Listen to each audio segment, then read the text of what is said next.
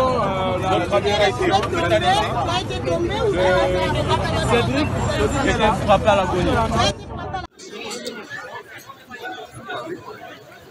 Pardon, boss.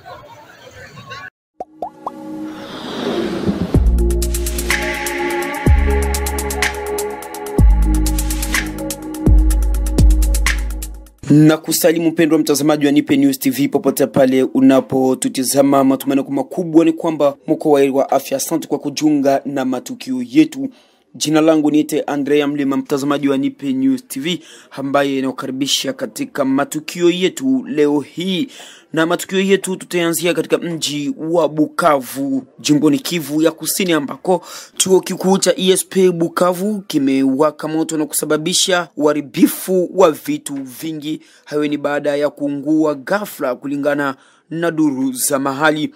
Imesemekana chanzo cha moto huo ni waya za umeme zilizosababisha moto huo. Tutazame namna gani hali ilivyokuwa katika chuo hicho cha ESP Bukavu.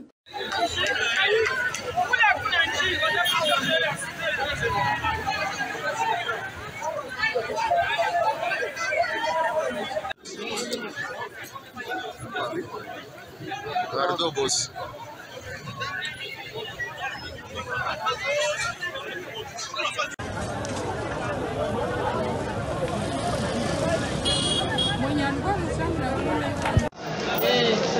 Fenomene inafanyika. Historia ya kwanza ESP. Tuko bavoya walionaka hivi kama vitafanyika. Kinshasa, wafuasi wa Lucha wameandamana zidi ya kupandishwa kwa ushuru, na maandamano hayo imesababisha baadhi ya wafuasi hao kuumia vibaya sana. Hii hapa ni hali ilivyokuwa katika mji wa Kinshasa.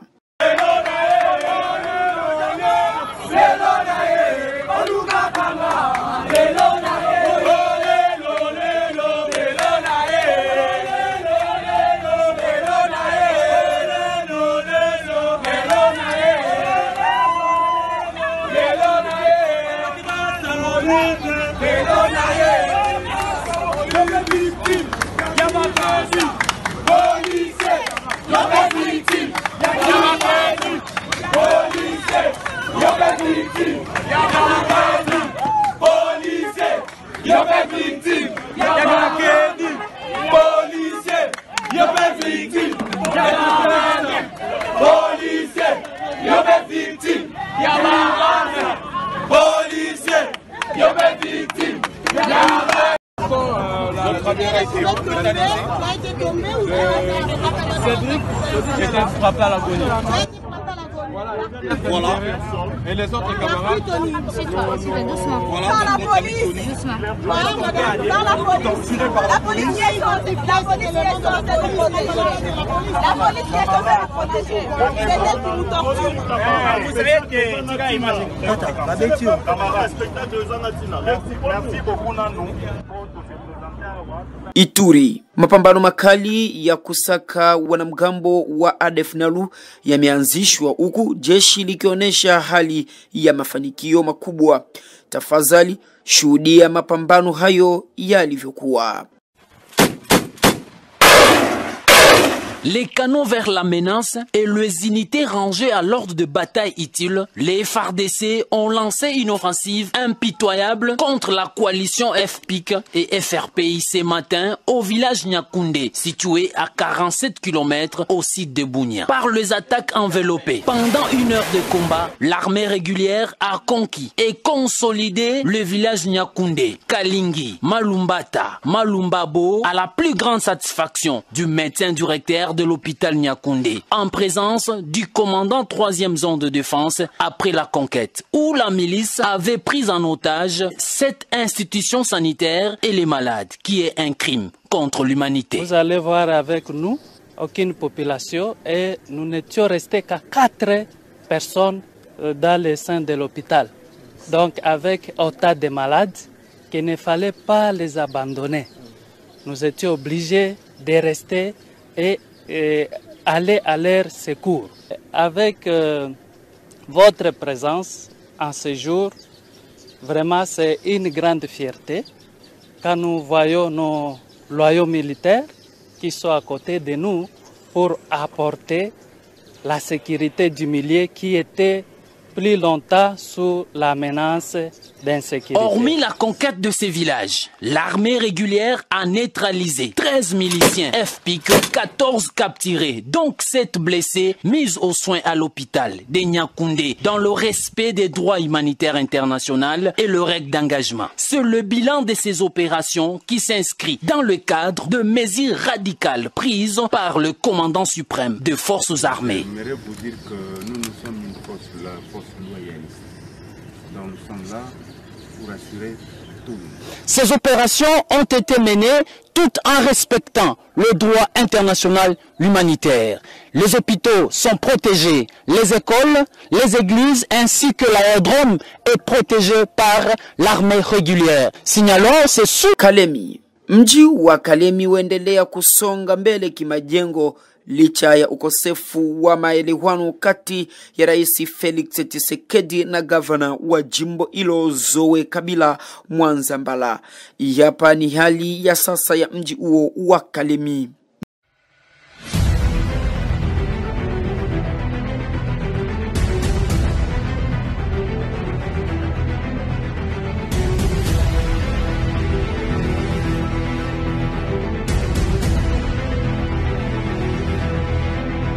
Nous sommes dans le Tanganyika, une province de la République démocratique du Congo créée en 2015 à la suite de l'éclatement de la province du Katanga. Elle mesure 134 940 km², la troisième en taille dans le pays, avec une population estimée à plus ou moins 4 millions d'habitants. Le Tanganyika, c'est avant tout les lacs dont elle porte le nom et qui bordent la partie orientale de cette entité. Plusieurs villes de la province sont situées au bord du lac, dont Kalemi son chef-lieu. Le majestueux lac Tanganyika rapproche cette province de la Tanzanie pour les exportations vers le port de Dar es Salaam, mais il l'ouvre aussi à la Zambie et au Burundi. De ce fait, elle représente pratiquement un carrefour commercial pour les autres provinces du pays avec lesquelles elle fait frontière. C'est notamment le Haut-Lomami, le Haut-Katanga, le Maniema ainsi que le Sud Kivu.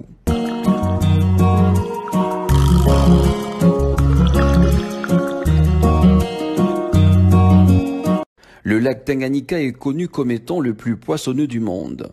La pêche artisanale à elle seule représente une bonne part des revenus de la région.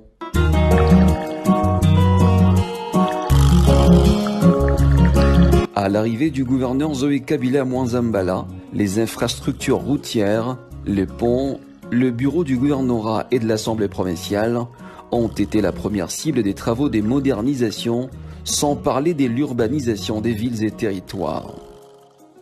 Le Tanganyika n'est pas seulement une province à vocation touristique, encore moins agro-pastorale. Cette province regorge également une diversité des minerais. C'est entre autres l'or, l'étain, le coltan et le diamant.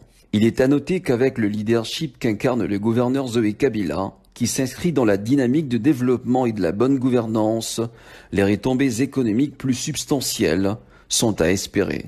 Na mpendwa mtazamaji wa Nipe News TV, huo utakuwa mwisho wa matukio yetu. Shukrani zangu za dhati ziende nyote ambao mmeweza kututizama. Vile vile ni shukuru wenzangu wote ambao tumejumuika nao kwenye meza ya uhariri. Jina langu nite Andrea Mlima. Mpendwa mtazamaji, endapo unataka matukio yetu, endelea kusambaza na kuhalika wengine wa subscribe matukio haya ya Nipe News TV kwa habari kemkem za kila siku. Ciao.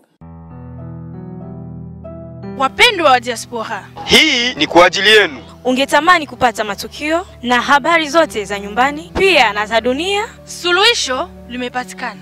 Fuatilia sasa kila saa na dakika Nipe News TV. Kupitia Nipe News TV utapata habari zenye uhakika. Hili uwe napata habari kila dakika. Subscribe chaneli hii ya Nipe News TV. Baba, kaka, mama, Nipe News TV ipo kwa ajili yenu. Helimika, jifunze lugha sasa kupitia Nipe News TV.